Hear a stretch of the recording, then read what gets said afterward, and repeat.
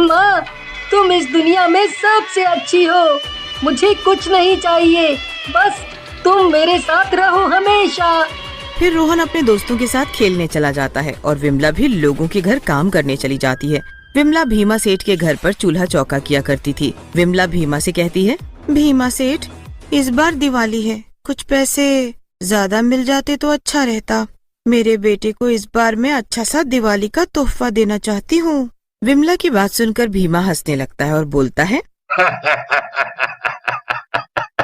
अरे विमला, तुम जैसों की भी कोई दिवाली होती है क्या?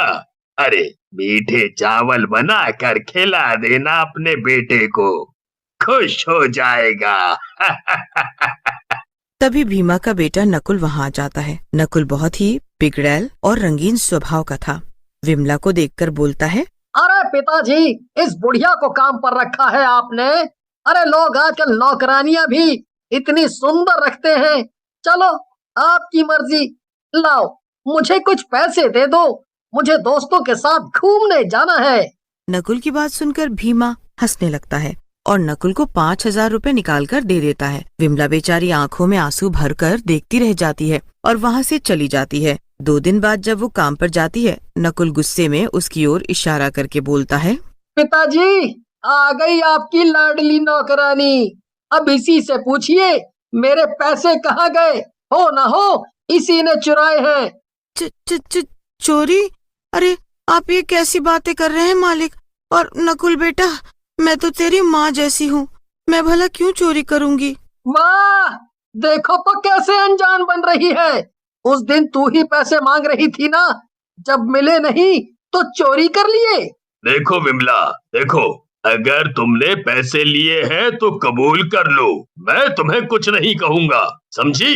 भीमा की बात सुनकर विमला को भी गुस्सा आ जाता है और वो बोलती है, सेठ जी देखो, मैं गरीब जरूर हूँ, चोर नहीं, समझे?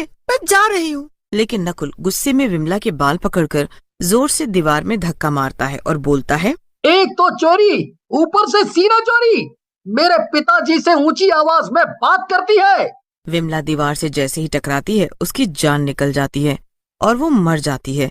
उधर भीमा का दोस्त रहीम भी वहाँ आ जाता है और सब अपनी आंखों से देख लेता है। अरे नकुल बेटा, ये क्या किया तुमने? इसको क्यों मार डाला?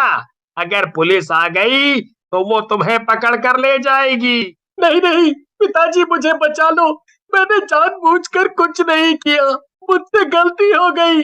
तभी वहाँ एक पुलिस वाला जिसका नाम राजू होता है आ जाता है और लाश को देखकर बोलता है, इस घर से बहुत आवाजें आ रही थी और मेरा शक भी सही निकला। तुम लोगों ने एक औरत को मार डाला। तुम सब लोग अंदर जाओगे। अरे राजू सर जी, तुम्हें क्या मिलेगा हमें पकड़कर? हाँ, यदि तुम चाहो तो मैं तुम्हें ना पकड़ने की फीस जरूर दे सकता हूँ। ऐसा कहकर भीमा अपनी जेब से नोटों की गड्डियां निकालकर राजू के आगे रख देता है, जिसे देखकर राजू बोलता है, अरे सेठ, इतने पैसे में तो तुम पूरे शहर का भी कत्ल कर दोगे तो मेरी आंखें बंद रहेंगी।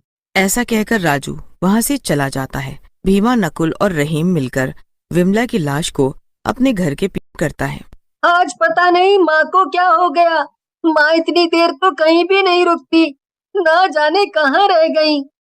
मालिक, माँ आज पूरी रात घर नहीं आई, ना जाने कहाँ है वो। आपको पता है क्या, वो आपके पास ही काम करती थी केवल।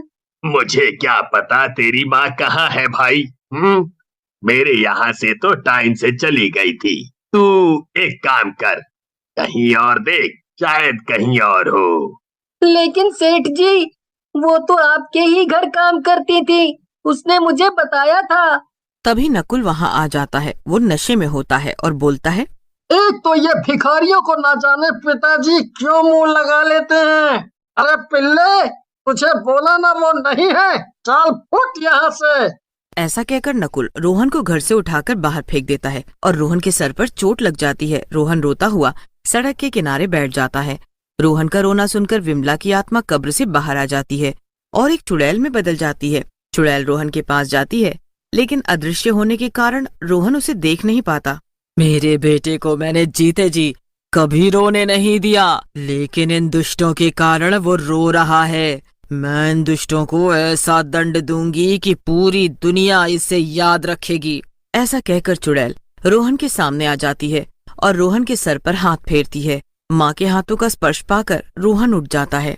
माँ, तुम आ गई। माँ, तुम कहाँ थी? तुम्हें पता है ना, मैं तुम्हारे बिना नहीं रह सकता, लेकिन तुम ऐसी क्यों दिख रही हो? रोहन की बात सुनकर चुड़ैल रोते हुए बोलती है, तुझे मेरे बिना जीने की आदत डालनी होगी बेटा। ये दुनिया इतनी अच्छी नहीं है, इसने तेरे से तेरी माँ छीन ली। मेरी जान ले ली। ऐसा कहकर चुड़ैल रोहन को सारी बात बताती है, जिसे सुनने के बाद रोहन बोलता है, तुम चिंता मत करो माँ, मैं उन दुष्टों की जान ले लूंगा। मुझे एक बार बड़ा हो जाने दो, मैं इस पूरी दुनिया को आग लगा दूंगा जिसने मुझसे मेरी माँ को छीना है। रोहन और चुड़ैल बातें कर रहे होते हैं कि तभी वहाँ पर एक बाबा आते हैं। चुड़ैल और रोहन उन्हें देखते ही रह जाते हैं।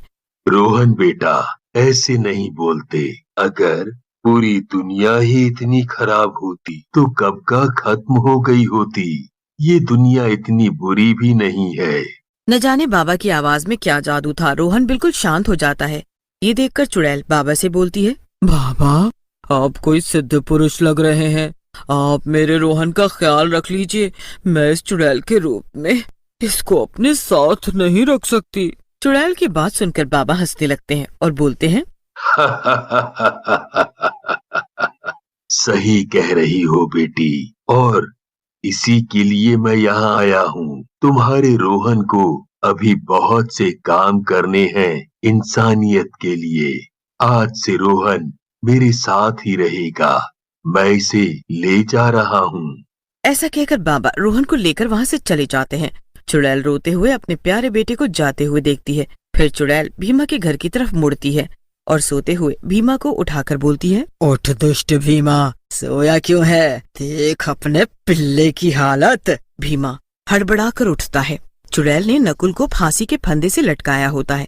ये देखकर भीमा चुड़ैल के पैरों में गिर जाता है, लेकिन चुड़ैल हंसते हुए बोलती है, तुमसे तो गलती हो ही नहीं सकती, क्योंकि तुम अमीर आदमी हो ना। लेकिन आज मैं देखना चाहती हूँ तुम्हारी दौलत क्या तुम्हारे बेटे को बचा सकती है। ऐसा कहकर चुड़ैल रस्सी खींच देती है। रस्सी के खींचते ही नकुल को फांसी लग जाती है और वो मर जाता है। ये क्या किया विमला? ये मेरा इकलौता बेटा था। मैं अब कैसे जीऊंगा? मेरी जान ले लेती। तेरी जान ले लेती तो तुझे किसी और की जान की कीमत कैसे पता चलती? अब तो मेरे बेटे की तरह अकेला रहेगा, जैसे मेरे बिना वो रह रहा है। ऐसा कहकर चुड़ैल वहाँ से चली जाती है, लेकिन चुड़ैल के जाते ही भीमा के शरीर में लकवा लग जाता है और उसका आधा शरीर काम करना बंद कर देता है। बाबा ये देखकर हंसने लगते हैं और रोहन से बोलते हैं, बेटा, तुम्हारी माँ ने अपना बदला ले लिया और भगवान के पास चली गई, और अब तुम भी उनके सपनों को पूरा करो।